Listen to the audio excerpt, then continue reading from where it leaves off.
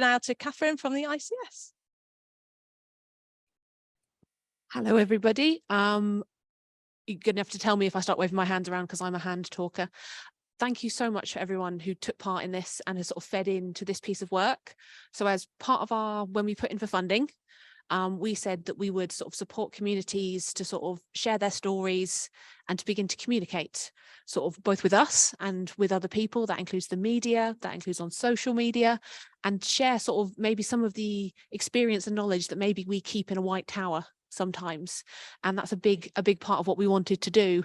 And I think sort of Drop the Mask explained it perfectly, that we wanted to share it and equal it and level it out. So if you move on.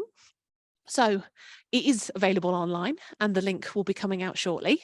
So we have a sort of a dedicated space, a website that is available to sort of the people who've taken part, that will be able to have all this information. So this lovely pack that you have sort of either picked up or can pick up in a minute contains all the communications toolkit that we have put together.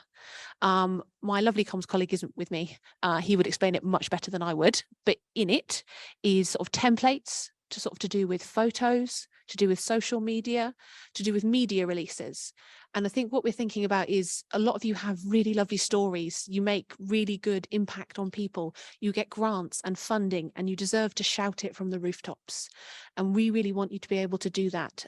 But also we don't think you should have to come through us every second to do that. You should be able to do it yourselves and share all that information. And that's a big part of this comms toolkit. Another big part of it was all the insights. So in your second workshop, you talked about communications and how to communicate with you and how we do this better. So what our communities want you to know. And we also heard from you that you wanted to share that sort of, if you were visually impaired, you also wanted to hear from what people in the disabled community were saying from their organisation.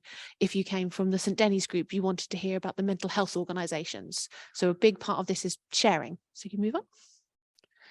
So on what our communities want you to know, and there is a printed version in your pack, is all the insights that you shared with us. How do you want to be communicated with? What do you want people to do? What size do you need things? What color do you need things? How much time do you need to get involved? And also who comes to you with that information? And I think a big theme is about trust. Has been running through all the work that you've said, that it has to come from a trusted person, that you don't want to be cold called or cold emailed.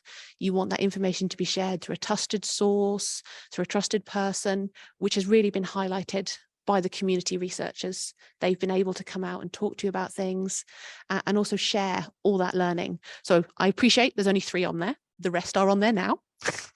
But also this is a live thing. If, for example, things change, insights change, information changes, we know it does, and you want to share more, you can tell us and we'll put it on there. This is for you. This is a sort of thing that you can always have.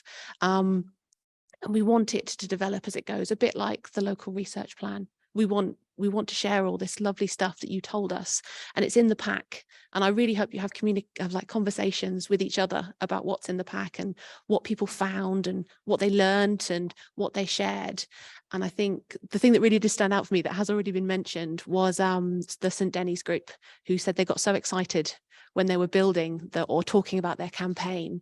And I really want to build on that excitement and actually create things like that, because then people will want to take part and they'll be excited to take part and they'll be excited to share it with people, which is the whole point of communications.